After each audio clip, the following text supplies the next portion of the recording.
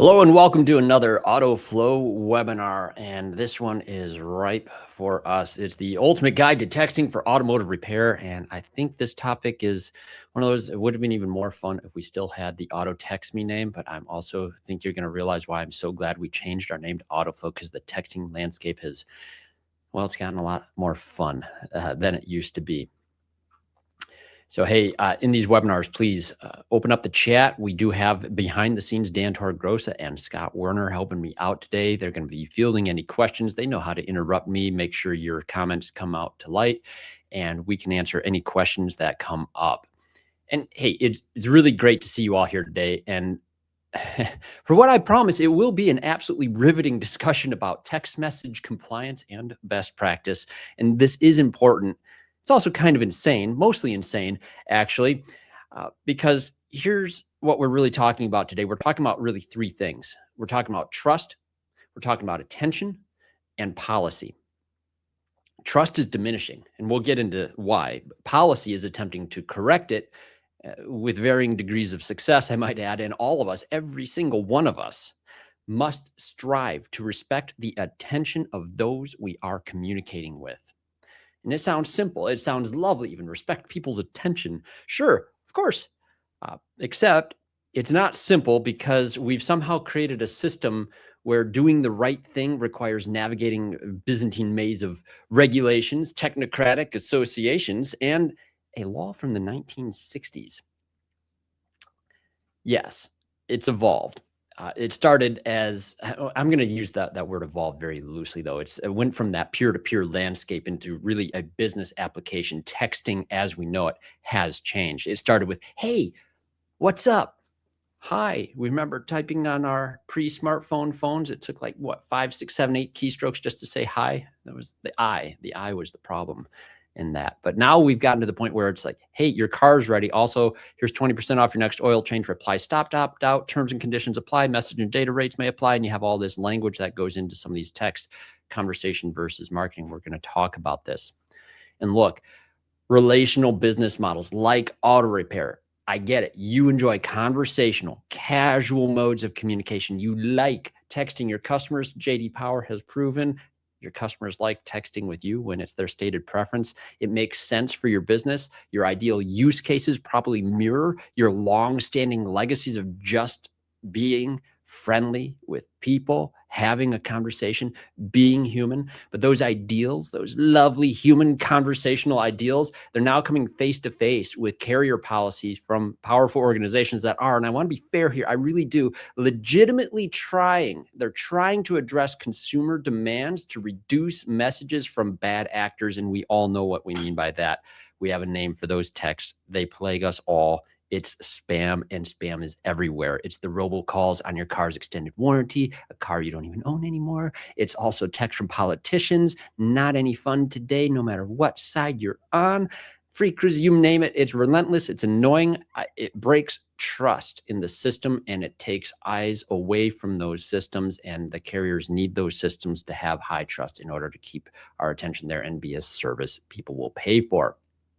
So it makes sense why we're going to be dealing with some of this stuff. And hey, great, good, thanks, right? Address spam. We all appreciate that, except in fixing the spam problem, they've created a compliance problem. That compliance problem is now our problem, even though you're not a spammer. You have never been a spammer, and you're just trying to tell Mrs. Johnson that her Camry is ready. You have some things you have to know about. And now I've been at Autoflow, and just 2 days ago now, it's been 8 years. And in that time, in just 8 years, I have watched the wild west of texting become reined in by these technocratic associations that now control access to the entire SMS ecosystem. And technocratic association is a word I've used multiple times already in this intro monologue. Do you know what that means? It's a group of really very serious people you will never meet, people you have to just imagine sitting in conference rooms making decisions about your business and its ability to access the texting ecosystem. They're making those decisions with self-governing policies. These are not lawyers necessarily. I'm sure they are. I'm sure there's lots of lawyers, but they're not actually doing things according to law. They're making their own policies and their own associations, and those associations have teeth. We'll talk about some of that as we move through here. And those carriers do enforce these things now very, very effectively. But this is where it all gets fun. All of this is still governed by the 1960s law called the TCPA, the Telephone Consumer Protection Act. And that was, yes, from the 1960s. And yet here we are in 2026, just trying to govern modern mobile business communications.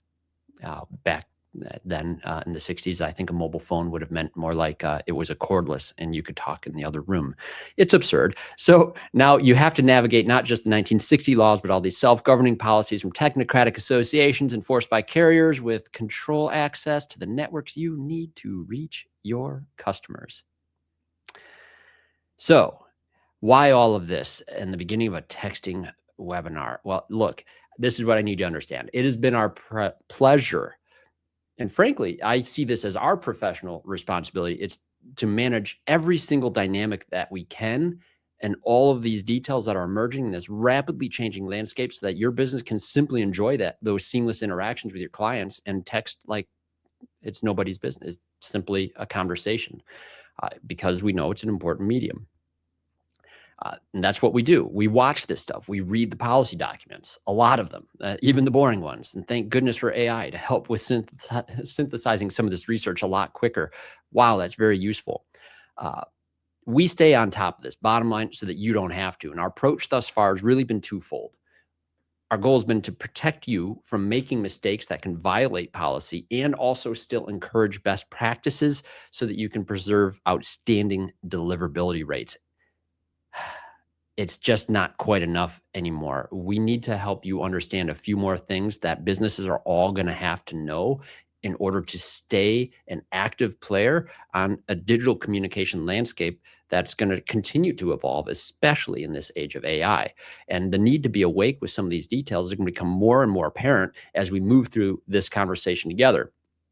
I would love, like you, to focus purely on the content, on best practices, on the things that we can do to drive a specific result. But right now, we also want to tie in some of the things that I have observed that shops are unaware of, that things that are simply going wrong, and these rules, these regulations, and the way that they're enforced is simply not going to change. So I promise you every single bit of this does matter. And I want to be very clear about one thing right up front. I'm not a lawyer. I am like you. I came from this industry and I have found myself immersed in texting.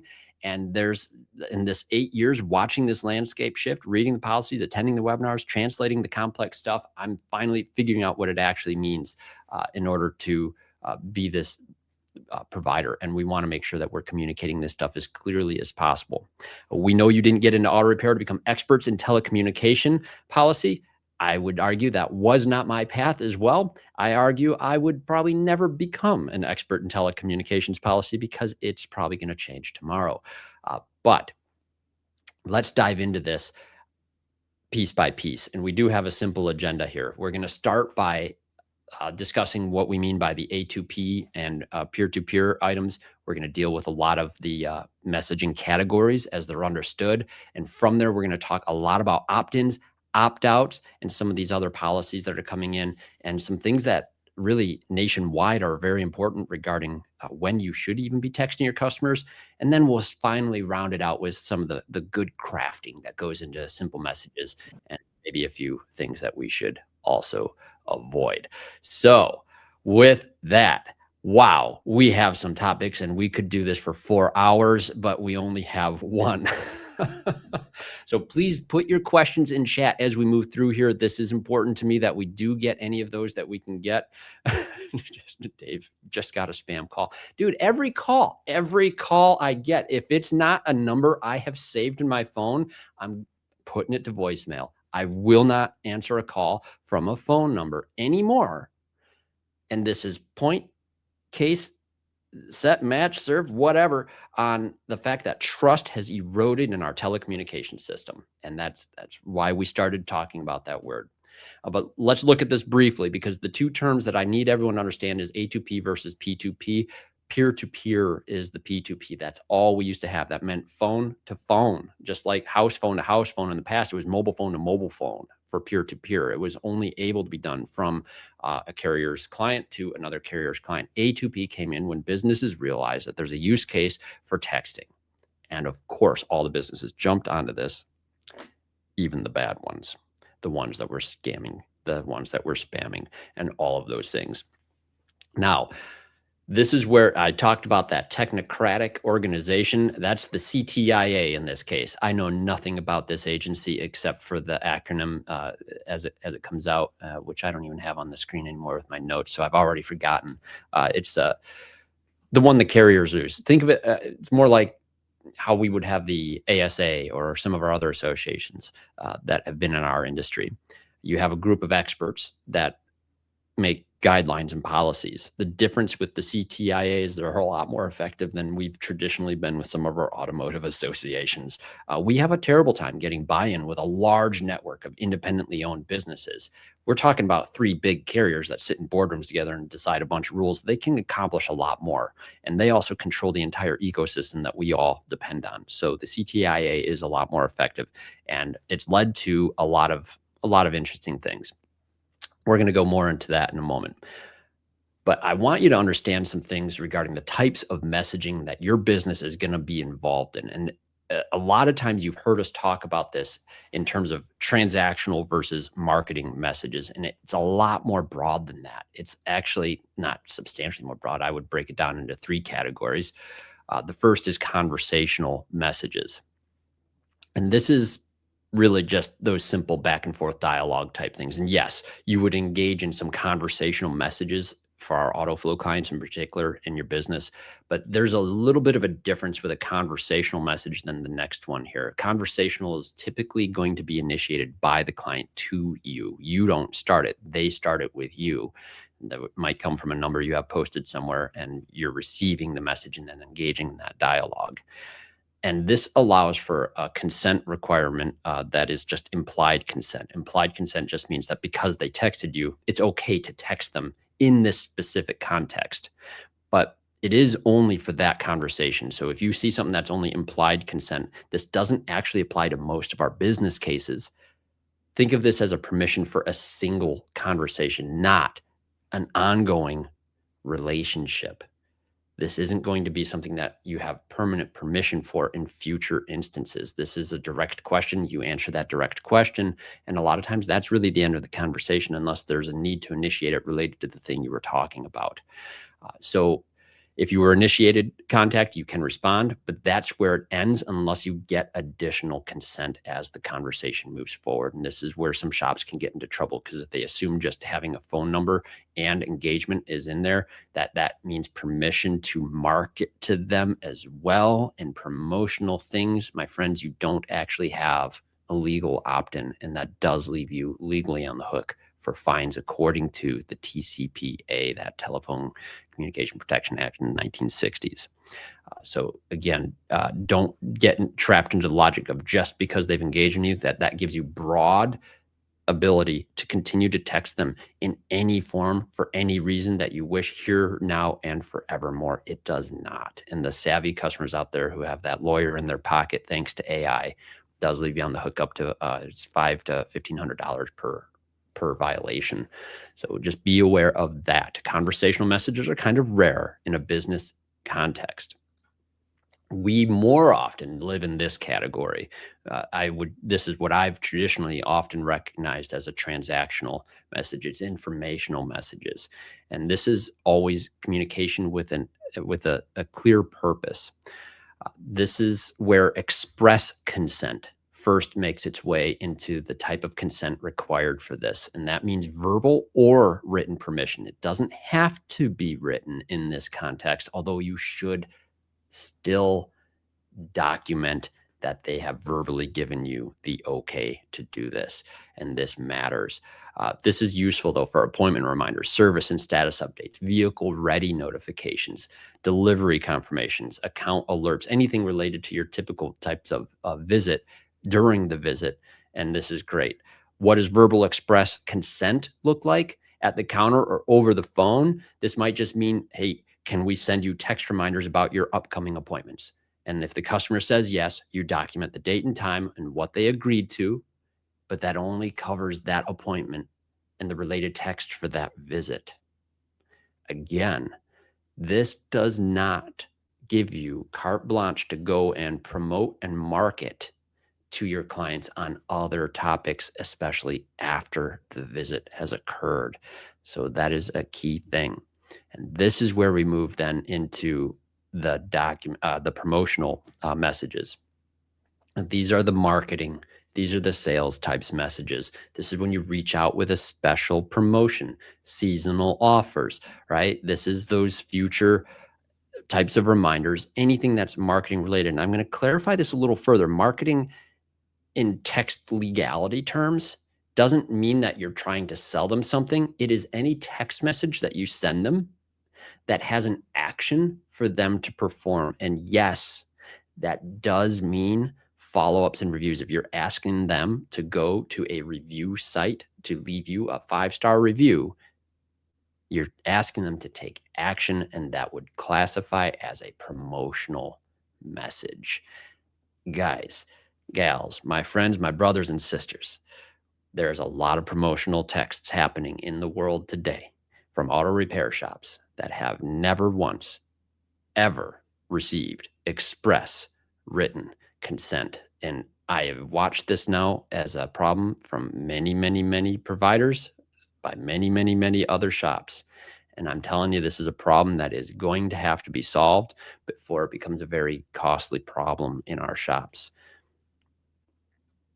So Rui, just clarification that we're considering laws and rules in the USA. Big difference in Canada, correct? Yes, Rui, I'm glad you asked that. Although I am going to tell you this for our Canadian friends, though the associations for the large carriers in the United States have not quite made any issues with the Canadian carriers. If you, as a Canadian shop, are trying to text consumers who are using a phone that is from a USA carrier, your text messages will not go through unless you are registered. And we talk to our Canadian clients before they sign up, and we find out if they do have any kind of volume of American clients that are coming into their repair facilities where that may be necessary. And if that is the case, Autoflow will handle that registration for you, and we will make sure that you are able to have deliverability. Your laws are going to be very different, and I think the Canadian laws are far more sane than what we are currently dealing with here in the US. And this is also true for our clients and friends in Australia and overseas. What I'm speaking to largely today is dealing with US law and internally to the United States. As we get to some of the best practices, though, on attention, everything will apply to anybody texting anybody. Once again, we just have to get through some of this legal stuff first. And express written consent. This is something I will still say to all of our Canadian clients. This is something you will probably need to do for your promotional marketing. I'm not an expert in Canadian law, really not even American law, but I am trying to raise awareness for this issue, and I will encourage you to look into what that consent looks like for your promotional messages. Your transactional messages, as I understand it in Canada, are a little bit easier. A lot more of that implied consent passes in Canada, from my understanding. Again, not legal expert in US or Canada.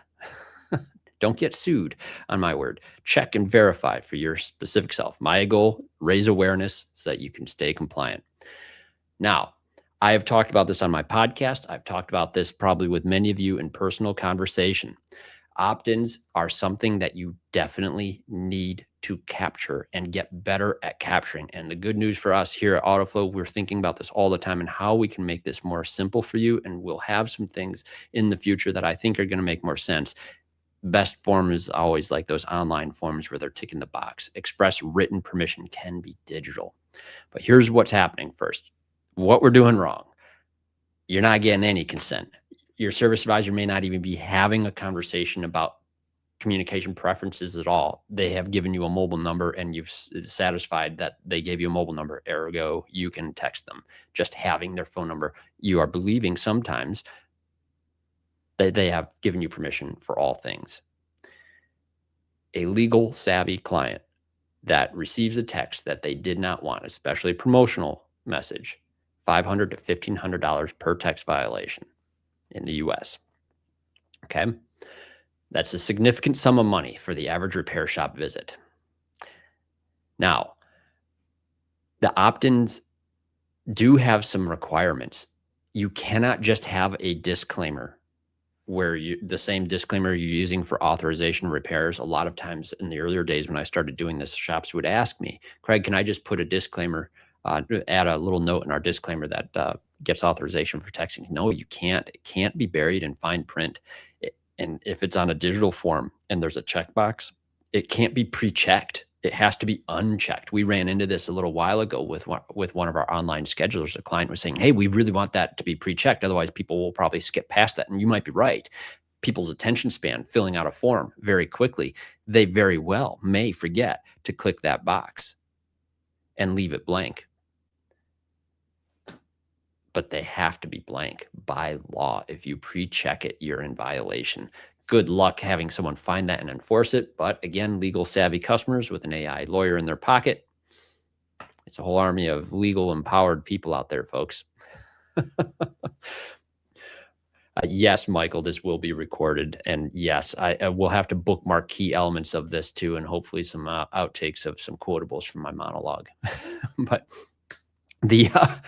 this is really important stuff for service advisors to understand. They need to know how your systems work so they understand where the gaps in any of your digital forms are and where they need to actually do actual work and document opt-ins, either with a written form. I mean, literally a written piece of paper that has a customer giving their permission on this. The language, I have it on the screen here on our slide. There's some bullet points on this that you'll need to specify the types of marketing that you're going to have, the frequency that they come out. I'm going to show you what some of this looks like in a moment here as we talk about privacy policies. But these are important must-haves for any opt-in. And traditionally, auto repair shops have had to concern themselves with none of this. It's just not been an element of business that we worry about. We even hope that our vendors and providers are helping us with those things. And most of us out there, we have some great partners in this industry, even some of our competitors, wonderful people that try to do their best to help shops with this. But then at the same time, where we have stopped short is protecting you from actually going and texting people for that have not opted in. Our initial marketing module for Autoflow as well, we faced this question, like shops, do we have to have them prove to us that those people in their audience are opted in and safe, or do we have to trust the shop is keeping their own documents of this, and that if they say this person could be in the audience, then that person should be in the audience? Where do we have to draw that line on protecting you versus trusting you? And this is where I draw the line. I think we just need to do a better job of educating you so you can make the right decisions and that you can be aware of the risks that you might be taking. And that's the point of this webinar. So further items here on the do's for opt-ins.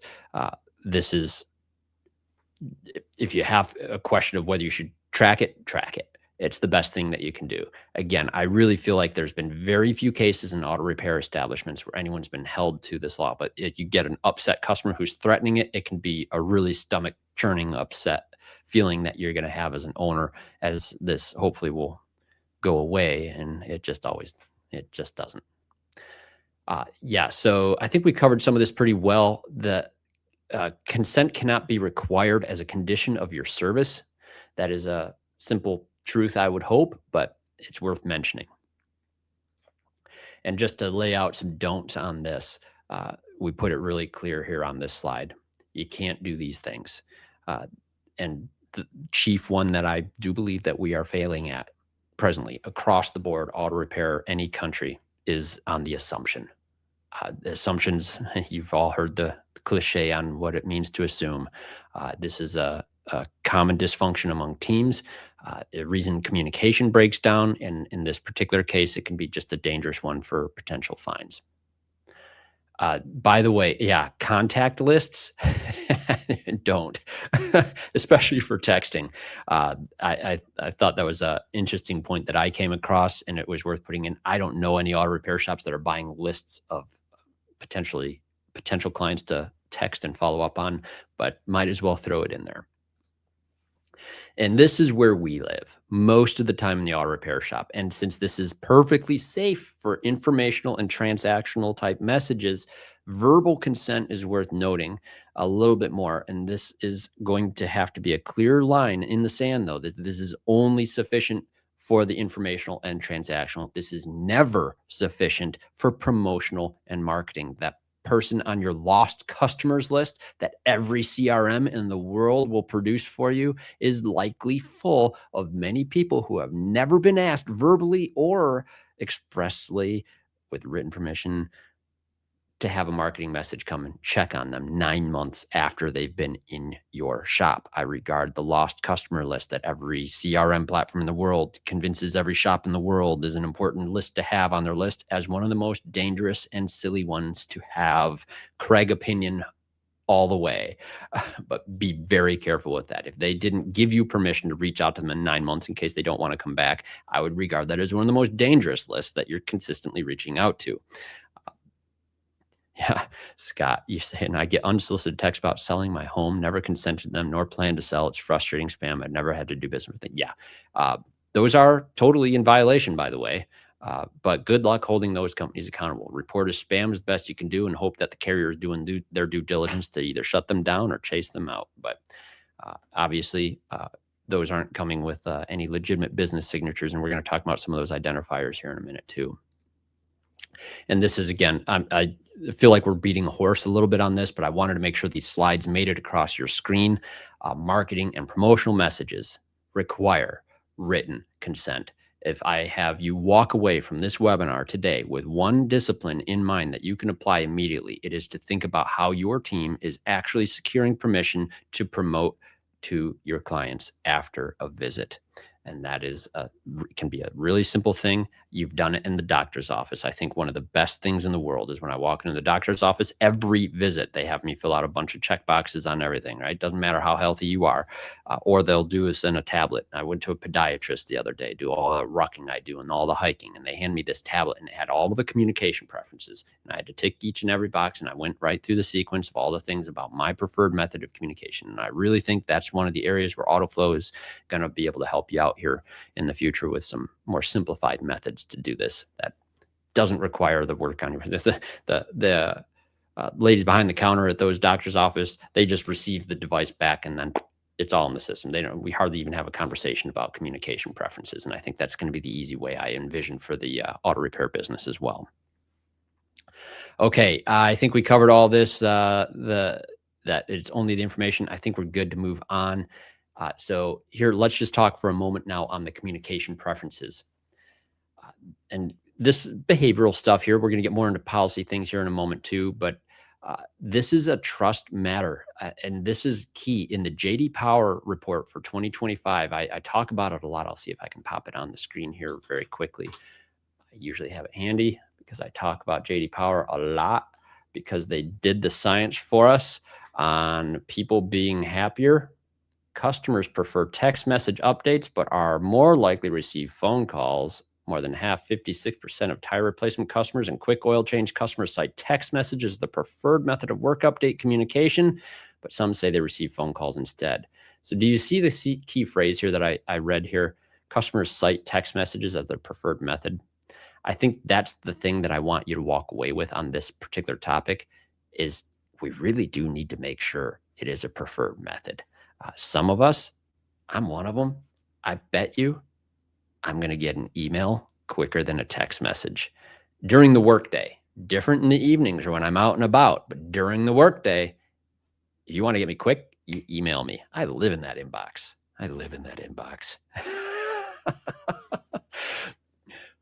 But yeah, this is key. Make sure you're having the conversation. Just discuss it. It's a simple thing. Now, opt-outs. This is where I get most of my questions, especially new clients to Autoflow or new people to a marketing message, or maybe they came from a different platform in general. And then you start seeing some opt-outs. And sometimes the perception of the shop is that opt-outs occurred more frequently on this or that or another thing, or maybe it's something with the platform. Folks, it's not the platform. The platform sends a text message. The text message goes out. There's not something different or smelly or odd about a text message from one platform or another. The opt-outs occur for a simple reason that that client is indicating they don't want that kind of message from you. And if they're indicating that, it's really their way of finally being able to tell you that this isn't important to them. And this is where you will have higher opt-outs. I guarantee it, if you are not having that conversation with the client about receiving the types of messages you're going to send. And in my podcast on this topic, and we can link this for you later on, opt-outs tell you something. Opt-outs are them telling you what's important to them. When you promote and you send stuff to a list of just about anybody, that's something that's important to you, and you're hoping it sticks to these people. The better practice, and again, I talk about it at length in the podcast, is to cultivate lists full of people who do want a specific type of message. Imagine someone who will need tires in the future, and they join your tire promotion list, and then they stay aware of the different promotions as they come up throughout the seasons, and they signed into that list. Now you actually have a list that you're guaranteed is hitting people that actually want that type of messaging. That'll be a far more effective blast than to hit 1,000 of your clients just because they've been in your store for anything. Think about it in terms of, in the podcast, I mentioned, I don't even consider it an audience. We call them audiences. All CRMs do this. I would really like to see a shift in our thinking in this industry to start looking at those groups as a community. It's a community of people who have specific needs that you are ripe and ready to address. And so your messaging is going to address the needs of a specific community. And it's a lot healthier way of looking at it. And you're going to have better results if you are training your team on how to cultivate those communities as they come through your door. And that takes a relational conversation. We can't just do all the heavy lifting through a text blast. You're just trying to spray something against the wall, hoping it sticks.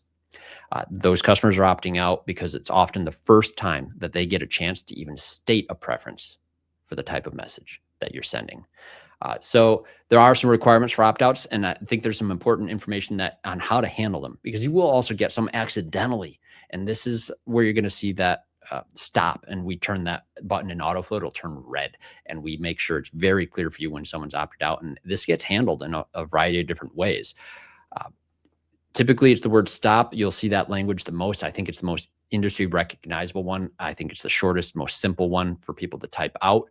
And I do see some of the end being used. But you also have a responsibility that if somebody does send a request for you to not communicate with them in some other form, like they don't always text using those keywords. Like the example I give here is, please don't text me anymore. It is your responsibility then to turn off that communication thing. Autoflow isn't going to be doing anything that automatically picks up on that and does that. Maybe this is an AI feature later down the road here. That'd be great. I would hate to have it be wrong, however. But what happens on an opt-out? The question I hear more often than anything else is, hey, this customer opted out. How do I opt them back in? You can't. You cannot. It is a formal mechanism of control. If you have texted stop or reported stuff as spam on your phone, that number's not happening again. It shouldn't. Because what happens, it's actually at 3 levels. For us at Autoflow, it would be 3 levels, because we have our blacklist that we maintain. So if somebody replies stop using that language, it's on our blacklist. But the same also happens at our aggregator level. Autoflow uses Twilio. They have a blacklist that gets maintained. And then it also is managed at the carrier level. So you're literally talking 3 layers of this blacklist, and it's a permanent record. And that means that no message going to that person's handset anymore is going to receive that message. They simply will not receive it. So no, you don't have a mechanism that can turn that back on. How does it happen? Well, if you need to get them to do that, you probably have to have a phone conversation with them, and you need them to text the word start to your text number. And so it is a harder conversation to have, and it takes a deliberate step on the client's part to undo that. Hopefully they didn't delete the thread, and it'll be easier. If you have any questions on that, we'll cover that a little bit more later on. And we already talked about this piece too, a little bit out of order here. But opt-outs should be a warning flag for you. If you're consistently seeing opt-outs, that's probably the key thing that you're saying is, wow, that webinar Craig did, he's right. We're probably not doing a good job getting express written permission. We need to really think about how we're putting people on these lists. or you're being too frequent, or they just are no longer interested. That happens to me on a variety of things. I unsubscribe from emails that I subscribe to all the time, different companies that do different backpacking and hiking gear. And now I've got 5 things in my product that can't even, just unsubscribe after a while. And I'll go resubscribe later on when I'm reinterested. And you can have the conversation with your clients when they come back in the door. Autoflow manages opt-outs differently with the marketing and the transactional messages so that you can opt out of one and stay opt-in on the other. And I think that's a big reason why I am a huge advocate for not putting all of your text into a single number. It's a riskier move, and it will affect your number for all communication. So having some degree of separation, or even within the platform, I think makes a lot of sense. It's going to keep you able to communicate. All right. This really only affects new customers signing up, but it will affect all shops somewhere down the line. Anytime you change platforms or are hosting a number differently, even if it's a number that you already own, you will typically have to deal with brand campaign registrations. This A2P registration stuff for 10 DLC messages, 10-digit long code messages, is rapidly changing. We had some major changes occur at the beginning of this year, and it's dramatically increasing the amount of time it takes Autoflow to spin up even new clients. And you would face this too if you try and go add a new texting service for your business. Best case is about 1 to 3 days, but we're expecting about 7 days now from the moment someone asks to start up services and can actually begin texting. And we've had some have taken longer than that recently because of a major change on what's required for a business to prove their trustworthiness. Trustworthiness is managed by a group called TCR. It is part of that technocratic organization stuff. It's a third-party, human-vetted process to say, oh, okay, this business is allowed to access the texting ecosystem or it's not. In the past, and I'd have to check again now, unfortunately, I do believe TCR might still be owned by a Chinese organization, which is sort of silly, because if that's still the case, then that means a Chinese organization is actually the entity that determines whether or not a business can text people in America today, which is a little bit alarming. So we'll see if that's still true or not, but I couldn't dig down that rabbit hole. It seems rather conspiratorial, but it's pretty strange. This takes weeks. And the big problem right now is why. It's because shops don't have the required privacy policies on their websites. And what does that look like? Well, good news. We actually have a team here that manages websites, and Dan Torgrosa and I were talking on this earlier today. So this is on Chris's Golden Rule site, which our team has built. We do build websites now. And in that privacy policy, this has not existed in privacy policies. If you look on your website today and you see that your privacy policy has nothing about messaging and how frequent the messages are and why you do things, if you were to try to sign up for services with Autoflow or any other service that does texting, what happens is a human is looking for this information on your website. And if they do not see it, instantly declined. And now you would have to re-begin that registration process in order to access the texting ecosystem. So this is now a critical element for auto repair businesses to start to think about. And I promise you, you probably don't have much of a legal team in many of the smaller shops. I know we didn't in my family business. And this sort of information you just simply don't know about until you hit the issues that come from not having it. And so this is one of those things that I think is very important for you to be aware of. You have to get this onto your websites today. It's a necessary thing. Even if the only person ever looking at it is that human being who's vetting out whether or not you are a trustworthy entity that is ripe and ready to enter the texting ecosystem in America today. Absolutely wild. And all to prevent spam, folks. And of course, the carriers do make a little bit of money during that registration process too, which is not necessarily great. These are the things that are required. You've likely all been through some form of this, the privacy policy being the newest thing that's now a non-negotiable. But you aren't, those of you who are already on the ecosystem, you're okay, right? I don't think they're ever going to go back and cause a business to have to re-register, but you're just going to want to be aware of this for future-proofing yourself from other forms of digital communication. We've already done this: business name, the EIN, address, and website. And then that's for the brand. And then there's the campaign. We have to give message use cases. We have to show what your opt-in, opt-out processes look like. Autoflow manages this registration process entirely. And we still are doing things to help shops today that are joining us resolve the privacy policy. So I was talking with Greg Kozik from our support team on this, and we're actively working with our aggregator, and we have actually created a method of constructing the privacy policies for our clients and then being able to host that in a way that is publicly available, not just to pass the registration process, but to actually have that there. This is a nice service that happens during the setup, and we still don't charge setup fees for this sort of thing. I wonder how long in the world this will last, because I tell you what, there's a shady thing I did see regarding the registrations with our aggregator. They offer an expedited service to a price that I couldn't dare mention. It's big to get faster registrations. Which is an interesting thing to try to market, make a process terrible enough and then offer a solution to make it suck less. Yeah, not nice. So yeah, texting registration privacy policy is the key new thing. I think everyone's gotten used to the fact that their EIN and business name and all that stuff is shared, but privacy policies are the #1 bottleneck, stopping shops from being able to have A2P registrations complete. And again, that is a manual check by a human being, not necessarily from America, that is going through that stuff. And it is really fascinating to me that that is what we have. Because 8 years ago, folks, I mentioned 8 years now I've been doing this. We were able to spin up a number. There was no registration process. You said, hey, I want to start using Autoflow. And it took us about 5 minutes to get the site spun up, and you were texting, and it was awesome. And that is not how it is anymore. But good news, that probably does mean you get a lot less spam today than you would. And it is true. I believe there has been a reduction in spam. I think so. I mean, there's still a lot of spam. I don't know. So what needs to be in it?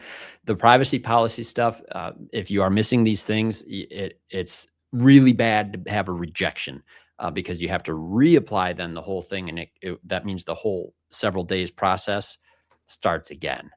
So we obviously want to look out for these things, and this is why we're having this part of this conversation today. How you're collecting the phone numbers, how you plan to use data, what the opt-out process looks like. Folks, this is the type of stuff that we craft, and Dan Torgrosa did a good job, and there's some evolving services. And of course, AI is getting a lot better at assisting with making sure the requirements are met. Thank goodness. Some of this is a great use of AI in the world today, is helping with these legal stepping stones that can really come across our paths. Yes, Dan, thank you. He says you're welcome in chat. No, very good. It's nice to have a team that can stay on top of this stuff. And here it is. I built a slide for this so that you can see this. These are common privacy policy rejection reasons. And this is exactly the type of thing that our team is helping people with today. So again, mostly impacting new clients, but any of you who ever do have another business that you're doing or another location that you're spinning up, this could become a barrier for getting texting active quickly. If you have any questions, reach out to us and we'll definitely be happy to guide you through. Let's go to another piece of compliance. And I am going to say, for our Canadian friends who I know are with us here, when I say federal, I'm definitely referring to our federal government. And I know there's mixed feelings on them these days, but this is related to that old rules here, and different states also have different rules. So I will encourage you, check your own Canadian federal regulations on this, and each of you in your own states. I've done this as an AI powered research tool for these states that I've listed. I don't live in those states, and vetting that out myself would be very challenging, but please be aware when you can and cannot text. We want to be careful with this. And this is mostly for you guys out there who are scheduling campaigns or drip campaigns. Notice, like, one of the things we do with the follow-up inside of Autoflow is we hard coded several times that you can actually send the message, and you'll notice that they are within these parameters for a reason. It's a form of us protecting you from this very specific rule. And why it's important is if you do text someone outside of those hours, even if they have consent, you're on the hook for a violation. So just be very aware of that, especially those of you who do have marketing lists where you're sending out messages. We have a lot of features baked into the program to make this very unlikely for you to do, but there really isn't some things sometimes stopping you from just hopping in the program and adjusting hours or doing whatever and sending a text out. So be aware of this. We already talked about the opt-out language here, so this would be a little bit of a repeat here, I'm afraid, but I do think it was worth noting that in my research on this, AI-powered research, only 21% of people are found using the standard keywords. That means a lot of people are going to be replying with different means of saying, please don't text me. And I think we talked on this already, but just to have this slide out for purposes here, we do want to make sure that, when customers text back after opting out, that is possible. You still need to manage an opt-in very differently here. So we already mentioned the opt-outs, we mentioned the blacklist, but for marketing message in particular, if someone texts you back after opting out, after they text start, you're still going to need to reacquire written consent showing they want marketing. So there's a two-step element to that. Just having another dialogue going again, a lot of times not enough. Good luck enforcing this, right? If anybody gets burned on that, I'd be surprised. My job here today, I just want to make you aware. Just want to make you aware. All right. Now let's have some more fun. So we've gone for 45 minutes here on a lot of not fun. In my opinion, it is actually very interesting. Knowing a little bit more about the back end and some of the legal pitfalls, I think it's important. And I hope you're resembling that importance. And I hope I've conveyed it in a way that's not too overwhelming, because it can get overwhelming. But let's actually get into some status update anatomy things here and how we can be more effective with the attention. We've talked about trust. We've talked about policy. Let's talk about the other side of this entire thing. Once you've done everything right to be allowed to access the ecosystem, we need to be effective within it. And I don't see that always being the case. I've had arguments, polite ones. It's always polite with me. I won't argue mean on most things. But about the length of messages, we've had some clients that maintain that, no, we want to be able to type basically a novel to the customer and be like an 8-segment message, but Autoflow restricts things to about, I want to say it's 280 characters. And there are some vendors out there who will allow you to write a novel. We don't want to do that for a variety of reasons. It's a very expensive text message to send, for one, because you're paying by segment. And Autoflow, we try to keep our prices low. We try not to raise the prices on our clients. And so there's some important elements to this. But it isn't just about price. It isn't just about the segments. It's about attention and clarity. If we start getting too lengthy in text messages, the human mind today is not going to read the whole thing. We simply know that. So the examples I put on the board is how I've been coaching pretty much any status update to look. And this is about the length I expect them to look. For longer things, I still want to have a conversation. If we do need to write a lot of information, a media-rich digital vehicle inspection with a lot more room for consuming it as a document is going to be better than having in a lengthy thread. So 2 points is you just are going to have where you're at right now and what to expect next. That is a good status update.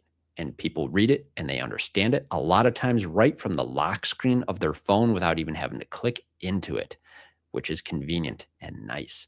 So those are some examples of that. I need you, especially Autoflow clients, to be aware that there are some prefixes and suffixes that are automatically appended to the message. And what I mean by that is there's a greeting. It happens before things. And so, hello, Joe, comma. Now, those of you who have been on our workflow setup page, this is something that I will mention periodically. I'll even open it up here. Let's go into Craig's Awesome Autoflow for just a moment. And let's go into workflow setup. And let's take a look at this, because the first thing I have to instruct pretty much every new client I'm working with on workflow strategies is they'll come in here and they'll see the message right here and they'll capitalize it. And they'll go, boop, I like proper grammar too, but you didn't actually need to do that because you've actually made the grammar wrong. Why? It's actually because if you look at the message use, we'll go here. In every message, we are giving a greeting. It'll be hello and the customer's first name, which we allow 16 characters for. And that's a comma, friends. So the first letter of each status update in Autoflow, you don't need to capitalize it. What I wish we would do, and we probably will in future, is show you that prefix in your preview of the message so that you can feel good about how it actually is structured. So that's the prefix. Note the comma, and that makes this sentence good. Now, the suffix, this is important. And I've had some discussions with colleagues on this as well, because some of the use cases out there that is desirable for a business is to have a conversational feel. And when you have the business signature inside of the message and a phone number at the end of every single text that you send, yeah, it can feel like not the same casual conversation you would enjoy with your loved ones in your text threads. But we do have to include the signature in all of the first messages that a client receives, along with opt-out instructions. Autoflow has traditionally just had this same signature in every text message. In future versions, we're going to give all of our users a lot more control with variables. So that'll be something to pay attention to as we finish our V4 updates. Variables, mind you, would be like vehicle. So instead of saying your vehicle, you would have a variable inside of the message so that it could place that client's vehicle, your make model, for example, inside of a message. And we'll do the same with things like signatures and the greetings so that it gives you ultimate control over your message crafting. And I think that'll be a really great update down the road here as we move through the year.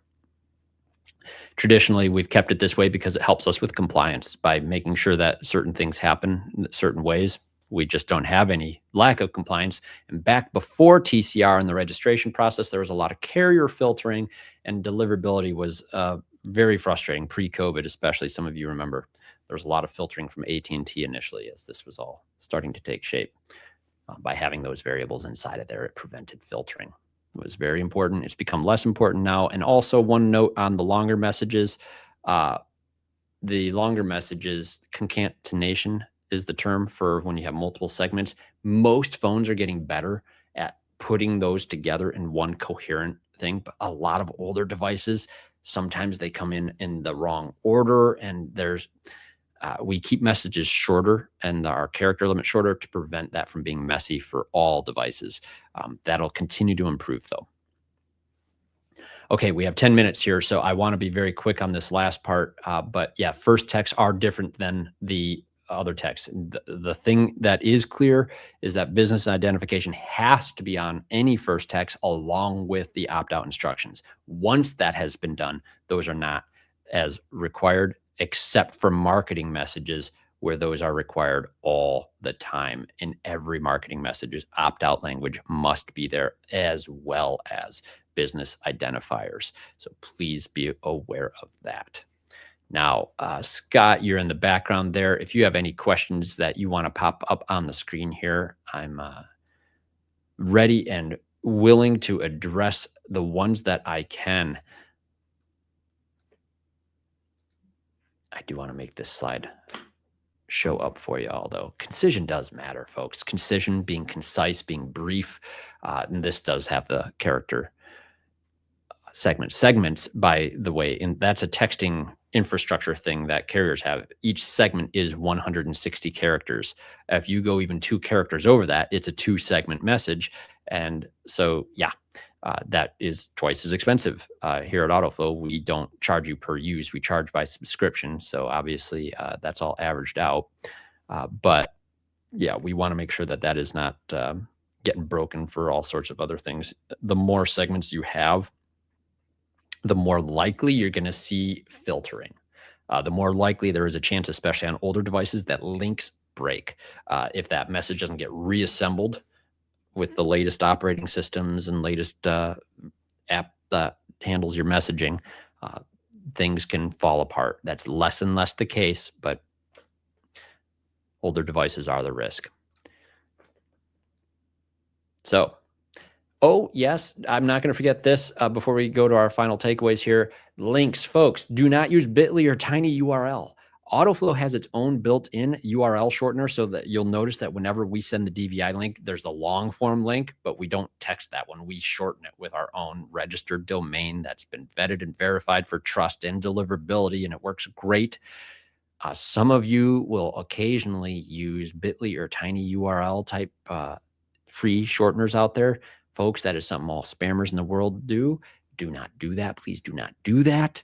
That would reduce the amount of trust that your brand is carrying out there in the world and would leave your messages prone to just not being delivered. We do show you if a message is not delivered, and it will sit on your screen with an error. We highlight it red in the text modals. You'll know. Autoflow is very, very good about this, but we don't want you to be using those things. The best advice for URLs is to actually subscribe, if your organization is going to do this a lot, to an actual domain, and those trusted ones are going to be much better. And that's that.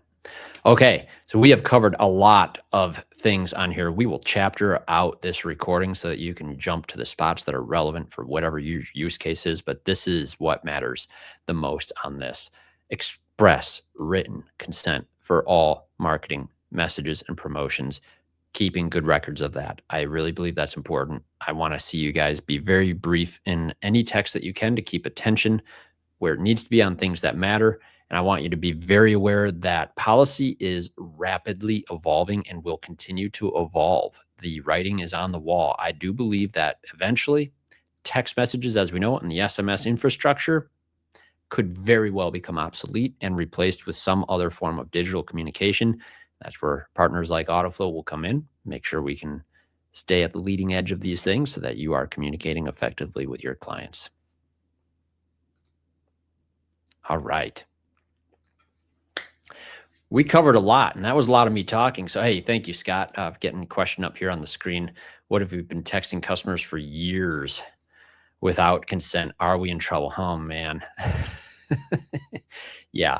So the short answer to this, probably not. But that's going to be one of those things that I really want to make sure you're not falling into that situation at all. The key here is fix it going forward. If you send a one-time text asking customers to opt in properly, hey, we've been sending you service updates by text. To continue receiving the messages, please reply yes to confirm. Reply stop to opt out, right? Document who opts in, who doesn't, and then at least you have the digital record for that. Would probably be one of the easiest things you could do. And I think that would work fairly well. Ooh, is there a reason we have moved away from showing all text messages to the client in one place, sorted by invoice, but no one place to get all info, all text communication? Ooh, you should still see that inside of the customer profile, inside of Autoflow. It might be tucked away in one of the radio buttons, but I bet that's a V4 profile feature. And we may want to look into that because all text are stored by each visit inside of Autoflow's profile.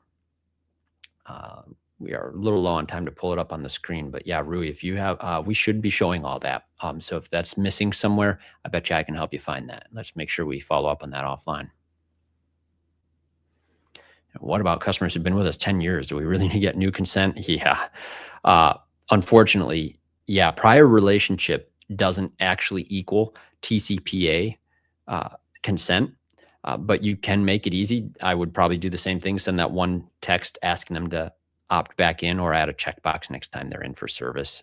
One of those things would be really good. I think if you're newly implementing some of those things like we've discussed today, in general, it's going to be a good conversation to have with everybody. Good question. And what if a customer says yes verbally, but we don't have it documented? Okay. Yeah, for informational text, I think you're technically okay. If there's a risk for dispute. For marketing text, verbal consent's not enough. You do need the written documentation, but the best practice is always going to be to follow up verbal consent with a written confirmation. And that's how I would want to train my teams to do it. I wouldn't want to rely solely on that. And that's really where we've been for a long time. The problem I see is that a lot of times we shift very quickly from an informational message to a promotional message. And it's a blurred line that, for example, from the day after text on a follow-up asking for a review, we've already crossed over into an area where theoretically you do need express written permission. Good questions. So, hey, folks, we're coming up at the end of the hour here. This is a broad, deep topic, and you might have some information that is useful to us that you've come across, or if you want to vet it out. Hey, look, AI supercharged research is really effective. I've been very careful with the information that I have, scrutinizing it and comparing it with our experts here at Autoflow. And be careful with any prompts that you do as well. Make sure you ask any research assistant to explore the contrary side of any issue. A lot of times you can get false positives and false negatives out of AI. And always reach out to our team here, support at autoflow.com for any questions related to texting, anything related to training. You can reach out to that support channel, and our team will be happy to connect with you one-on-one and give you some guidance wherever we can. Or we'll just walk through the fog together and try to arrive at the best practice the best we can until things change again tomorrow. Thank you so much, everyone. I hope you all have a wonderful rest of the winter here and stay warm out there. I know that storm went through. Appreciate you joining us today on this meaty topic. Have a good one.